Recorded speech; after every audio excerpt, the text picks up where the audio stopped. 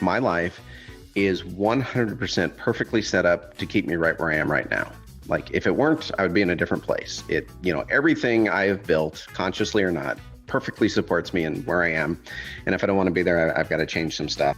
Hello, you are listening to the Late Bloomer Living podcast, where we are reimagining and redefining what it means to be in midlife, where we are gathering energy, momentum, and excitement for our next chapter via candid conversations with other midlifers about their own pivots, pitfalls, and triumphs.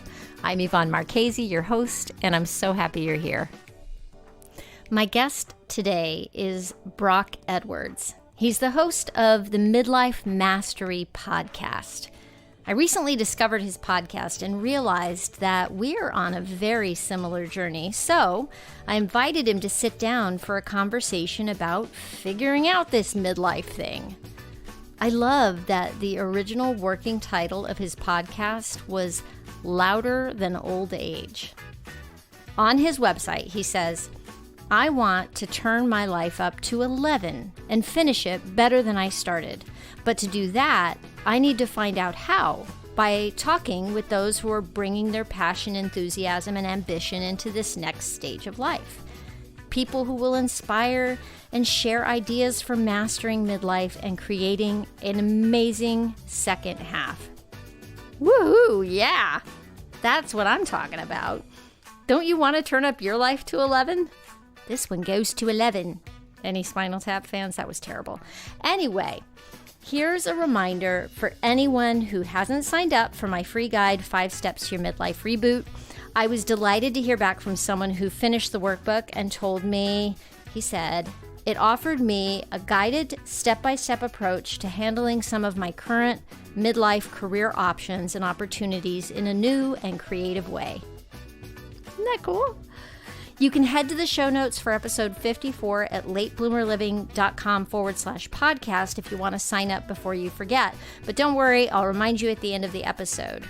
So without further ado, here's Broc Edwards. Broc, thank you so much for being with me today. Well, thank you for having me.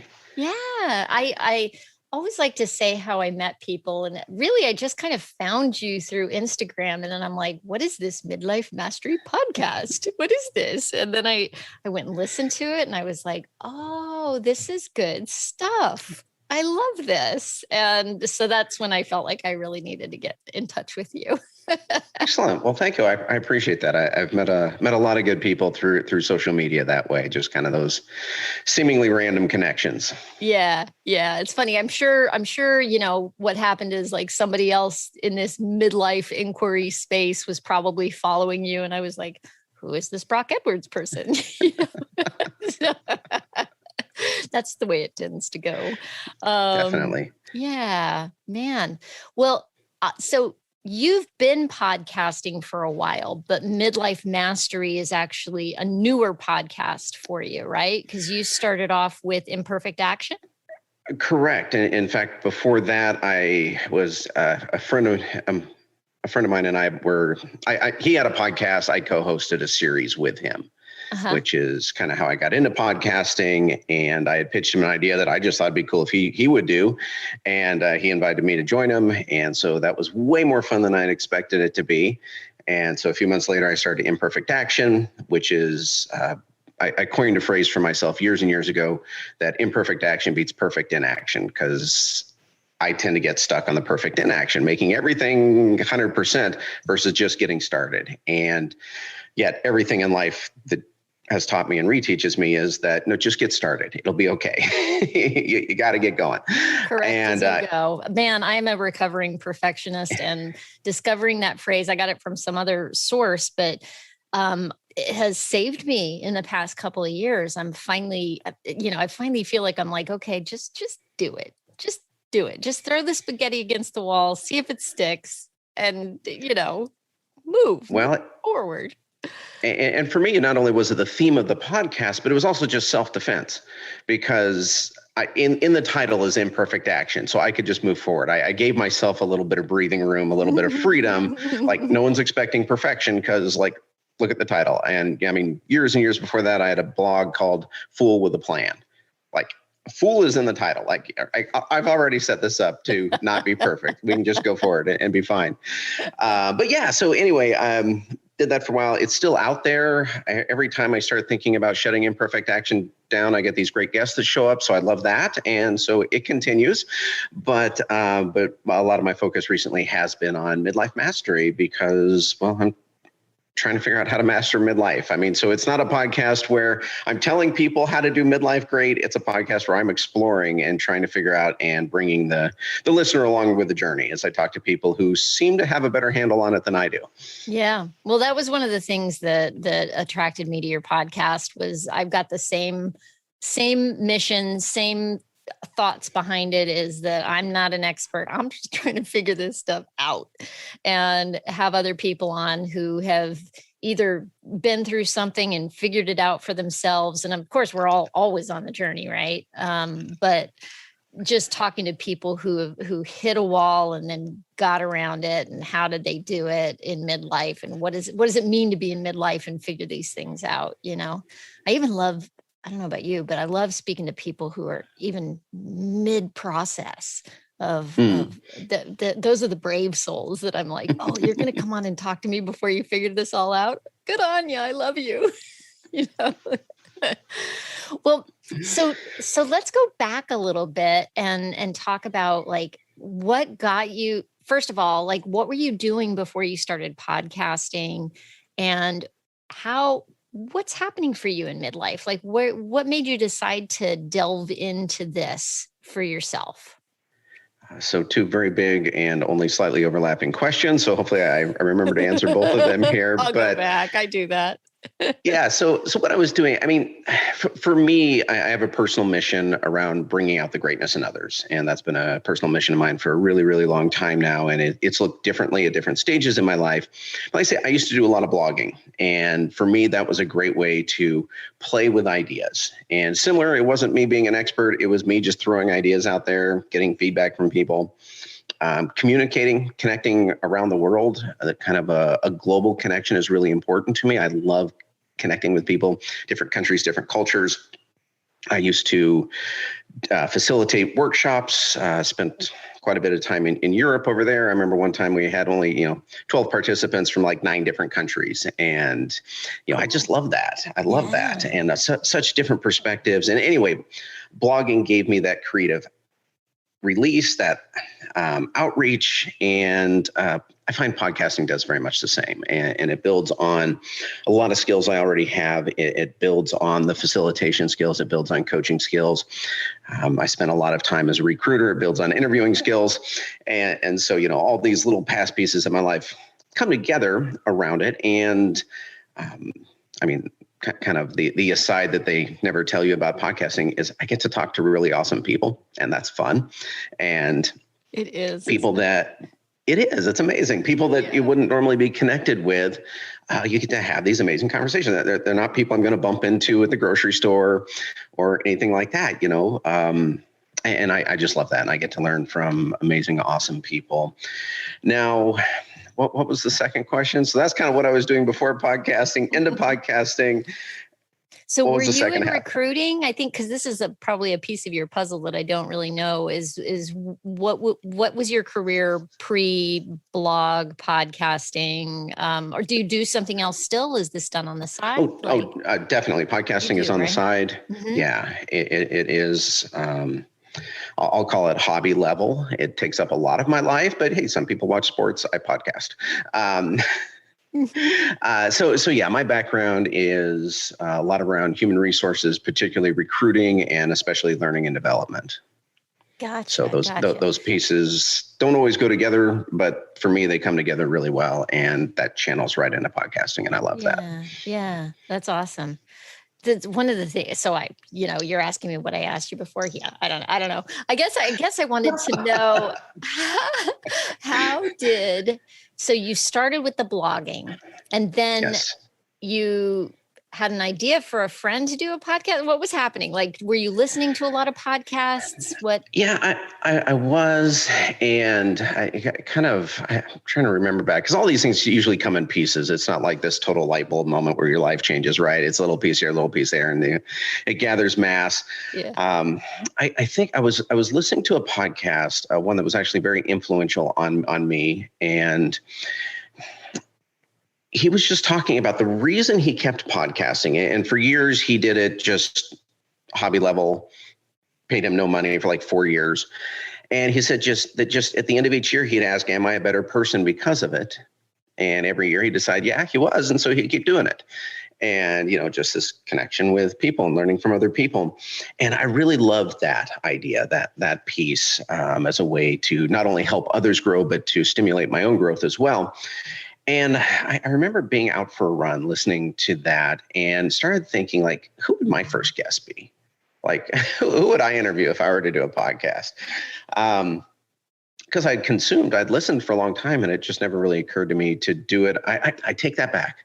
I tried to help my daughter do one as a homework assignment, a school project, and she was an aspiring writer, and I know a lot of writers, and so I was going to connect her with people I knew, and have her interview them. And the technology wasn't there, and I didn't know how to do it, and it crashed and burned immediately. And about a year and a half later, I had this idea. I was like, well, who would I interview? And a band I'd seen the night before, I knew the bass player in it, and I was like, well, he'd be a great one to interview.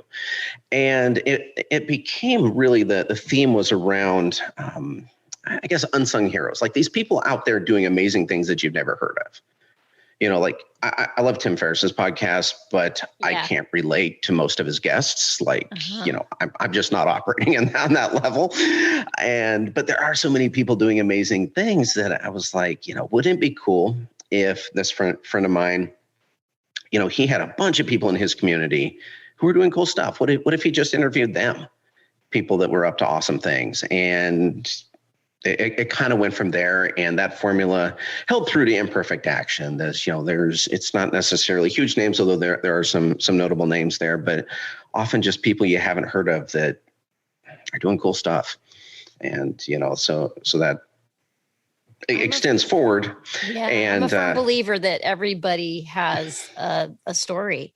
Definitely. There's so many people. I don't know about if you found this when you've invited people on your podcast.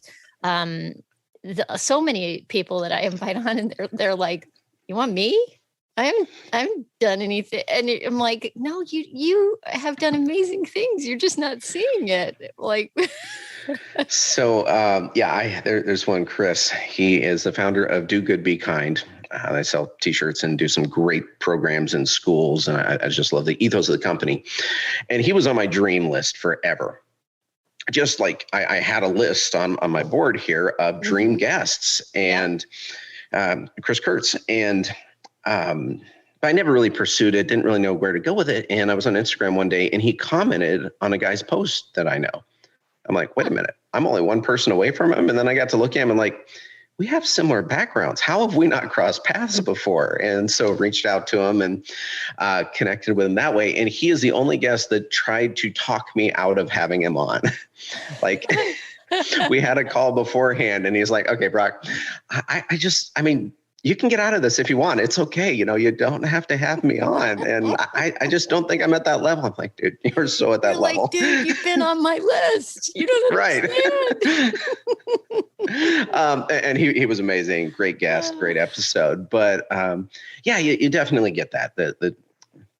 A lot of times people aren't necessarily looking to be guests, and that there is a skill set to being interviewed, but there is kind of a sweet spot of those people that are just doing great stuff, are comfortable talking about it, but they're not out there promoting themselves. They don't have their next book, and nothing wrong with that, because those are great guests too. But there is just something cool about those just having awesome lives who are willing to talk about it. It's one of my favorite things is just to have somebody on who doesn't have an agenda to push, and they're not, it's just so cool to talk to people who are just doing something that fills them up, Yes. Yeah. Definitely. Yeah, that's really cool.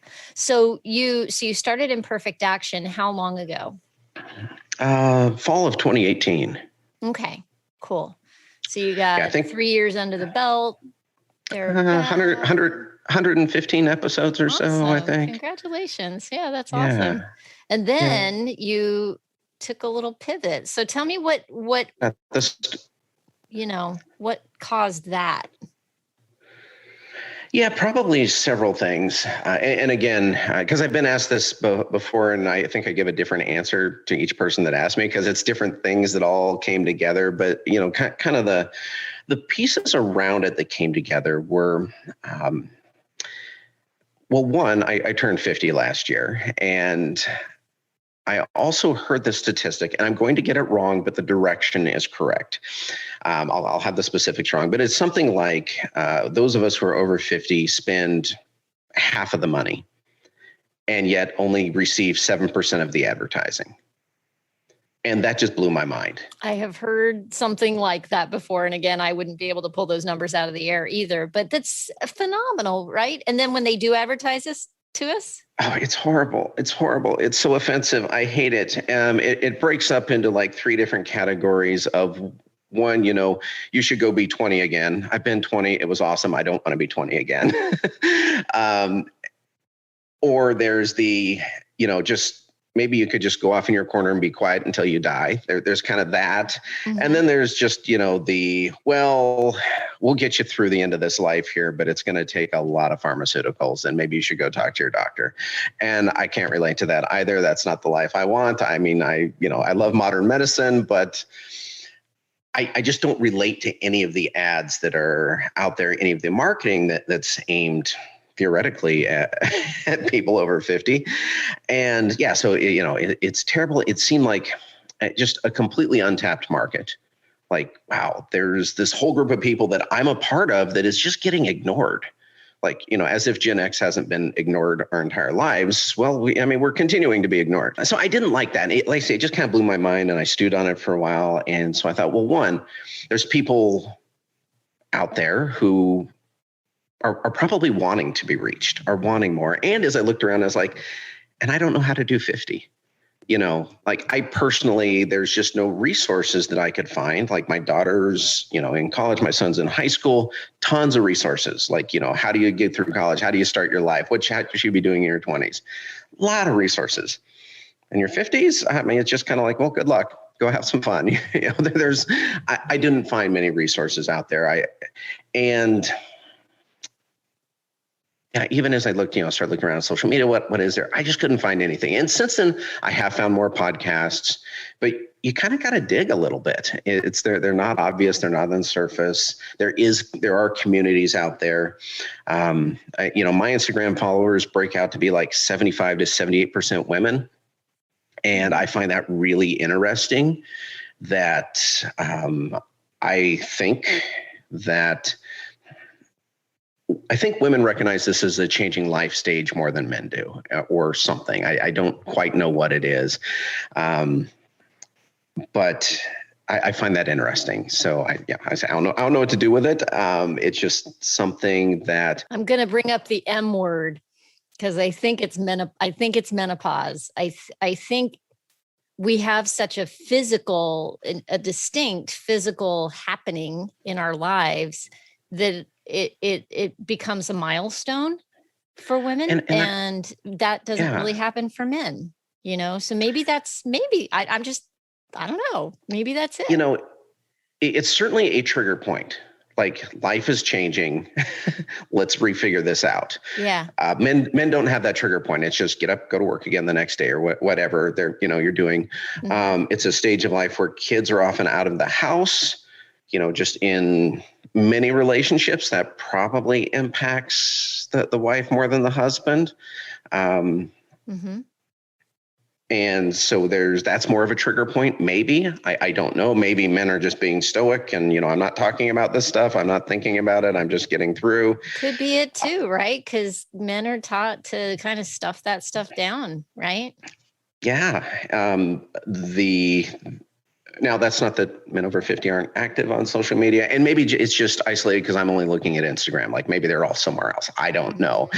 And those that are, it is much more physical. It's, more aimed at working out, health, wellness, which is great. But there's more components to life than that as well. So anyway, I just started noticing these gaps, and I realized I don't know how to fill these gaps. And if I don't know how, other people don't as well. And so it's a chance to connect back to that mission of just helping others live out their potential, bringing out the greatness in them. And if I can learn something along the way, it holds me accountable because, we can talk about just kind of, I found myself in a midlife slump, and and it also was more focused. Like I love Imperfect Action, but my interests are all over the map, and it ends up being just about whatever random thing I want to talk about that week. I'm like squirrel. Yeah. what was that? The blog Fool with a Plan, it used to be about something, and I finally changed the tagline to business, humans, and stuff, just because it was just, if you're looking for targeted content, that wasn't it. And so doing something more focused was intriguing to me. And so I like the idea of really being able to focus just on midlife. I've got outlets for other things that I'm curious about. And so this is a really long, rambling answer here on. It's great. Oh, no, it's great. And what I do, though, you mentioned, you had run into your own kind of midlife block or So let's go into that a little bit, if you don't mind. What was happening for you personally? Just, nothing. The way and this went on for several years, and it's not like I had a bad life. I have a great life. I have a wonderful family, great job, great situation. I'm very, very fortunate, very blessed and all that. But I also got really comfortable, and I noticed that, my gremlins, just the little things that nag at you, and some people call them their demons. I like the term gremlin, but I noticed we got really comfortable with each other rather than, kind of just all my neurosis nagging me to push harder, to do better and all of that. It just kind of became like, okay, you go sit on your couch. I'll go sit on my couch. We'll just politely ignore each other. You leave me alone, I'll leave you alone. Yeah. And I don't know if that metaphor makes sense to anyone outside of my own head, but it was just like, I wasn't going to rock the boat in my life, wasn't really going to wrestle those demons up. I was pretty comfortable, and it's easy to stay comfortable. Body in motion tends to stay in motion, body at rest tends to stay at rest. And I was getting really comfortable with my rest.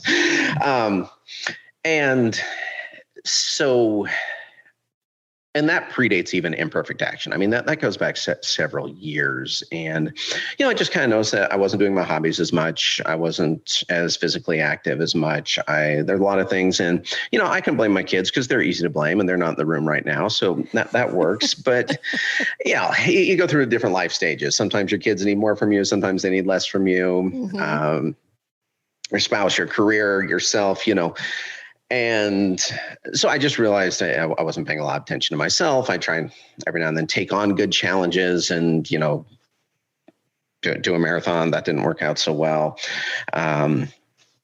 Whereas in the past, it just seemed like those things came easier. Or chances are what it was is I drove everyone around me nuts because I was hyper focused on something until I was done and accomplished it. And at some point I backed off, and that's not a bad thing. My relationships are much better now, but you can back off too far. And so now, this is a multi-year journey. This isn't, like I say, just an epiphany where I said, hey, I'm reinventing myself. It's really just continual evolution. And realizing, one of the things we're never taught is that at any moment in our life, we can step back, reassess, and change. And often there's a trigger point around it. We go to school, we get married, we buy a house. Well, one of the things I've discovered about midlife is, for the most part, there isn't necessarily a trigger point, and it's not in the same place for everyone. Like all of us in our 20s, even though we have different paths, we either go through the kind of those same big peaks, or everyone around us hasn't, so we can relate to them. But, kind of midlife, kids leave the house at different stages, finances are at different stages. I mean, I know people who retired in their early 50s, and I know people who will retire shortly after they die. You know, we're all just in a different place in midlife a lot more. So there isn't like just this one trigger point where we step back and rethink. And maybe going back talking about men and women and menopause, you know, that is a great chance to rethink. Like, wow, life is changing. I'm changing. I got to rethink some stuff. Right. But if we don't have that trigger point, it's a lot harder. It's easier to continue in our habits. And I don't want to sound like I'm an authority at shedding bad habits. I'm actually a master at retaining bad habits. But I'm aware of them, and I'm working on them. And first step, man. First step. It is a journey. Yep, I feel you there too. Oh my gosh. Oh dear. Yes, that whole habit thing. It's entrenched right now. We've been working on this stuff for a while. So, you know, those channels that we've established on those habits, they run deep. It's really hard to change. It requires constant attention. Absolutely. Right? I mean, our life, my life, is 100% perfectly set up to keep me right where I am right now. Mm-hmm. Like if it weren't, I would be in a different place. Everything I have built, consciously or not, perfectly supports me and where I am. And if I don't want to be there, I've got to change some stuff. And I also random thoughts, thinking about kind of this journey through midlife.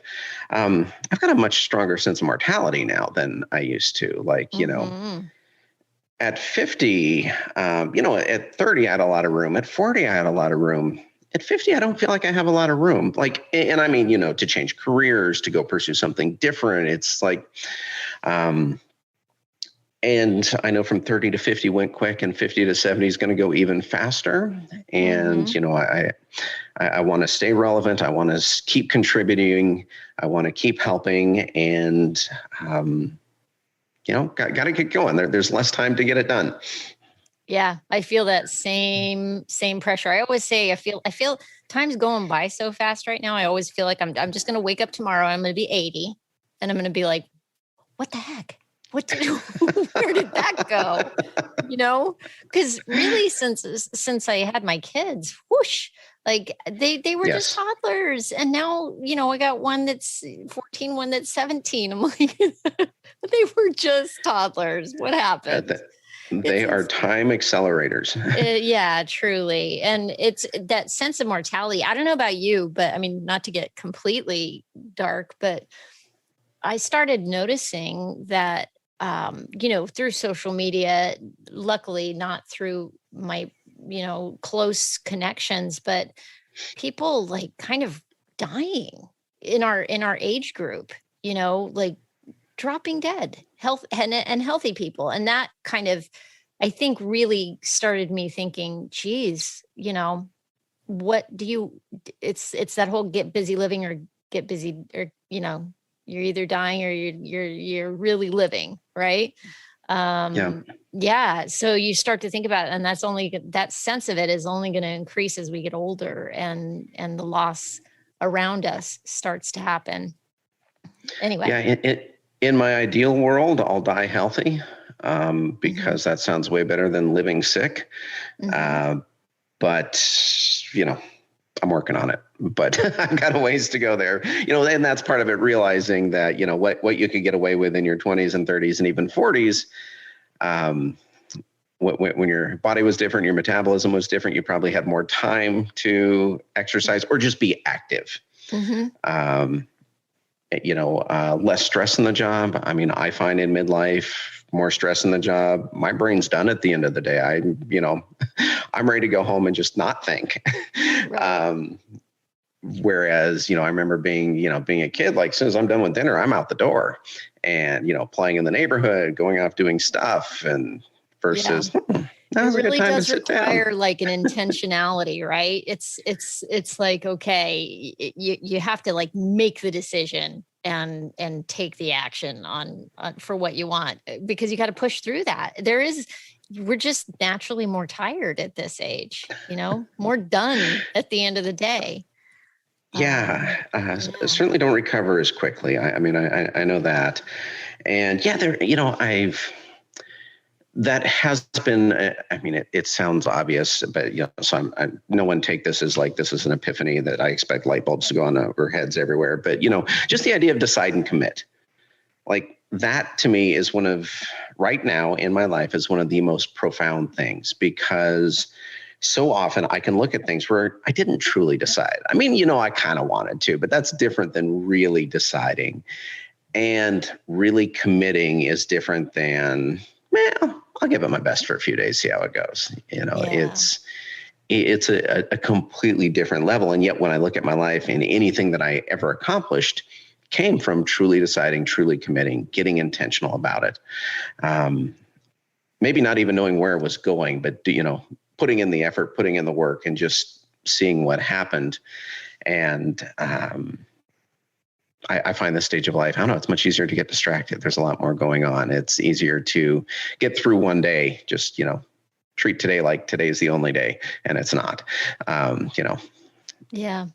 So on your journey, I know I've just seen on your Instagram, you're running. Are you trying to do another marathon? Did I see that? Like a marathon prep or? Marathon prep sounds so official, so that's why I laugh. So I am going to do another half marathon, and someone asked me what my plan was, and it was a 3-point plan. And it was, try to run every day except when I can't, try to run longer each weekend, and be in complete denial by how much the Texas heat is going to affect me come the end of May. That's it. Like, I know it's going to be horrible and I'm going to suffer, and that's okay. I'm ready for it. So I've been working on that. That is it's a good challenge. I needed a challenge. It's, I should have planned more time to build up to. My level of fitness was lower than I was thinking it was. But I guess I'm looking forward to it in a weird sort of way. I've done 2 other half marathons. I haven't done a full marathon, and that one kind of weighs on me pretty heavy. In the past, I'd signed up to do one kind of this, midlife. Hey, I'm going to, use this to get my life together and get back into shape and all of that. And just could not get into shape. And finally, I just had to bail. It was not going to happen. And man, that one just nags at me and nags at me and nags at me. Half marathons can be done on a lot less. I don't have to recommit my entire life to it. Yeah. The way I would marathon training at least for my level of fitness. I know people who have gone from like, hey, I'm pretty fit and I'll go do a half marathon. And, I have a friend who went from doing half marathons to ultras. He went from 13 miles to 80 miles, Jeez. Nothing in between. Oh my gosh. Yeah. And I'm out there staggering along, looking like an extra from The Walking Dead, just. Well, you're a bajillion steps ahead of me, because I have to tell you, I have no plans for running unless there's a bear chasing me. But that's right. I just, wow. The whole running thing, just, I don't like to sweat. Yeah. And I'm not naturally, but I don't know. I'm not naturally a runner. I'm built much more like a power lifter than I am a runner, and I'm not graceful. This morning I was out for a run before our call here, and, two 20-year-old college students just blew past me, not breaking a sweat, not even looking like they were trying, just out for a jog. It's like 60 degrees and breezy, and I'm pouring sweat, staggering along, It's not a graceful, elegant thing at all, but it is a good challenge. But, the last dude, one. You got up and you went running this morning. I did. Right? That's the thing. I mean, it's like who you get this goal, right? And who do you become in the doing of the actions that get you to where you want to be? And that's what you do. And that's what you're doing. You're doing it. It's awesome. And I always need to be reminded of that, because I always dismiss, any amount of effort I put in, I tend to look at what I haven't done. Mm-hmm. And that's one of my life journeys is switching from looking at the gap to looking at the gain. Someone else coined that. I really like it. I like that. Yeah. Say that again. Yeah. Measuring the gain versus the gap. The gap is where you are versus where you think you should be. Uh-huh. And the gain is how far you've come from where you've started. That was and awesome. I love that. I forget who first talked about that. But anyway, really, really cool idea. And I tend to focus on the gap, a little bit how I'm wired. And but the gain is so much more powerful because it can be very demotivating to focus on the gap. And focusing on the gain to me is not blind optimism. It's not, congratulating myself for not eating a donut on one day. It's recognizing, how much effort has been put in, how far I've come. And yes, there may be a lot further that you want to go, but building off the success versus continually feeling like failure is powerful. Yeah, absolutely. Oh my gosh. And I focus on the gap all the time. I can go back and look at what I did at the end of the day and just be like, oh my gosh, I did all this stuff and look at all the stuff I didn't do that I didn't get to. Oh my gosh. It's constant. That's definitely something for me to look at as well. So you've been doing the Midlife Mastery podcast for a year? No, is it less time than that? Yeah, about 6 months. 6 months. Okay, cool. Yeah. And so tell me where has that brought you to on your journey now? Like just the doing of the podcast, where has that brought you? Yeah, it's, it is an awareness that I can be doing things better. And that's just the side effect of talking to awesome people. Like, that's why I'm talking to them, to figure out how I can be doing things better. So I mean, that was the intention behind it. But, so much of it comes down to just the stupidly obvious, simple things that we tend to forget.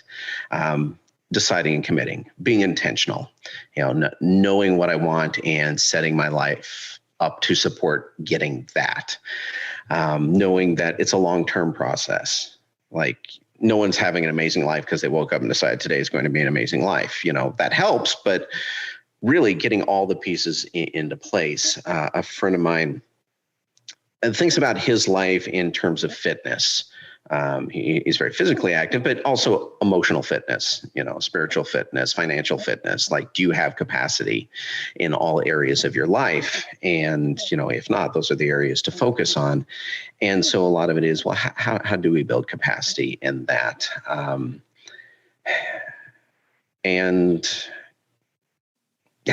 don't know that there's any amazing epiphanies there beyond just the reminders of kind of all the stuff that I already knew, but hadn't really thought about and hadn't brought back around to bear on my life. And it is an awareness that I don't think I was wrong, that people want to figure out midlife, don't know where to start, don't know how to do it. There aren't really a lot of resources. Most of the resources come from companies wanting to sell you stuff versus well, how do you just do life better? Like I say, I'm a fan of modern medicine, but I don't believe pharmaceuticals should be a lifestyle. I think, they should fix something and then move on with their lives. That's not medical advice for anyone out there. I'm not a doctor, but just as I approach things,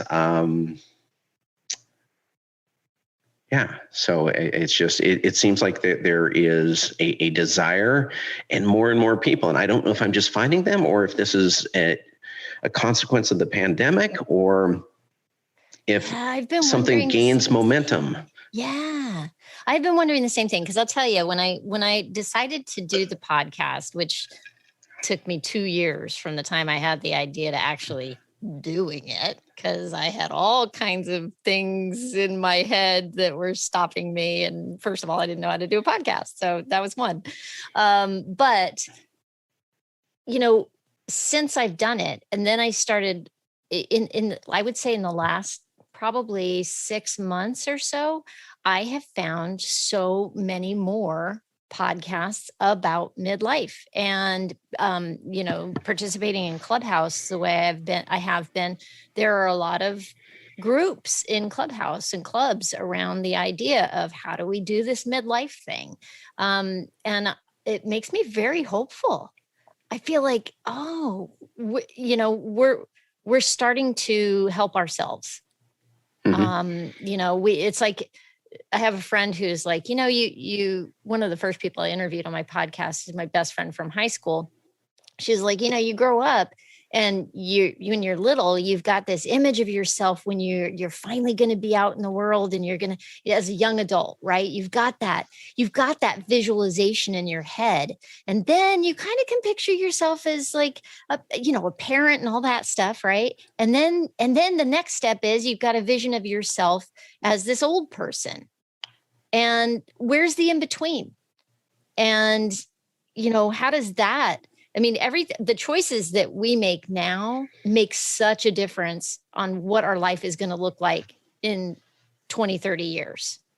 Like when I look at the science on this and some of the studies that have been done. So now is actually this crucial, important time for us to step into the idea of visualizing, like, what do you want for the next 20, 30 years? So that you've got something to move towards that is inspiring instead of that whole go sit in the corner and be quiet thing, Definitely. And, you always hear the stories of the people who retire and then, die the next week just because they no longer have purpose in their life. They no longer have a direction or know how to go about it. It's not just retirement. I remember hearing years ago that the first astronauts got really depressed afterwards because after you've been to the moon, what's your next goal? Like there's just nothing beyond that. And their whole life had been focused on that piece. Right. And then once it was accomplished, they hadn't built in the next step. And we see that with athletes too, that those who do best in retirement are those that already had a plan before they got there. Like, here's what the next steps are going to at least generally look like. The ones that don't do well, the ones that end up on the news for things you never want to be on the news for, tend to just, one day they're athletes, the next day they're not. And I think, that's what we're talking about. As we get to the end of our life, if we don't have kind of what does that want to, what do we want it to look like? Even at least in general, it's easy to be surprised by it, or you're working towards an artificial date. Like, I'm just going to get through to retirement and then, okay, now what? Yeah. And I think of my mom, because I think she's retired about 17 times. She keeps claiming she's going to retire and, never has. Ends up rebooting and restarting and doing whatever. Because, that just, I think she refuses to define an end date. Like, she gets there and goes, well, no, I don't want to stop. I'm going to keep doing something. Yeah. Good for her. Good for her, man. Oh my gosh, this has just been awesome. I feel like we should talk again at some point. I'm just wondering for you next, like what are you excited about that's coming up next for you? Well, now that we've just had the discussion about how important it is to think ahead and plan for your life, I feel like I should give like a really, really good answer. And don't you have a deep answer ready to go? I think the sad truth is that I don't have a good answer. Now, just to, I guess, keep growing things. Like, I'm encouraged by the momentum behind Midlife Mastery and love to see that keep growing, keep helping more people, kind of in my own evolution, figuring out what this next piece looks like. My daughter's out of the house. My son will be soon enough. Well, that changes things a lot in terms of what my options are, what my wife and I's relationship looks like when, we're not just shuttling people between us. Right. It's kind of thinking of those. I think right now what I'm really focused on, and I mentioned the idea of fitness, is getting fit in all of those areas of life. So we've brought kind of a financial plan to fruition and are encouraged there, working on the physical fitness. There were a lot of downsides to the pandemic and continued to be, and I don't want to dismiss any of them, but, one of the wonderful things was, my daughter came home from college. I got to spend, 6-7 months with her that I wouldn't have. Isn't that? Yeah, man, I think that's been like one of those hidden blessings in this year is the time that we ended up with our nuclear family that we wouldn't have had. Definitely. Life just going on as normal. And we were around each other a lot more. So we that changes relationships. You're talking to each other more. It's not just the crush of the day. And, so there were some real upsides in there for us, and just continuing to develop those pieces. When I was younger, Steve Jobs has a famous quote about putting a dent in the universe. I always wanted to give the universe just a huge shove, move it forward. I don't know if I've become more realistic about my goals now, but definitely, I want to have an impact, want to keep reaching more and more people in the time that I have left. And hopefully that's a really, really long time. One of my guests just completely blew my mind when he was talking about living to 120. And I was thinking, wow, what would I do differently right now if I knew I was going to be living into 120? I mean, that changes a lot of things. It really does. If I had another 70 years versus another 20, 25, 30, that's mind blowing. And he made a compelling enough argument for it. So, wow, I have given you this really long, rambling answer of, I just want to keep getting better in every area of my life. I feel like I did kind of go on hiatus and get comfortable, and I don't like being comfortable that much, and just want to keep learning and growing myself, and helping those around me keep learning and growing and doing even better. Midlife is an awesome, amazing time. And, there's an old quote, what is it? If only youth knew, if only age could. And, I think midlife is that space in between, where we have we have the knowing and the can doing, if that makes any sense. Yeah. Oh my God, I love that idea. That bridges the gap between the two. Of course, that's amazing. Yeah. Oh, there was something else I wanted to ask you. I can't get back to it. It came and it went, because that idea just blew my mind. I love it. I love the journey you're on.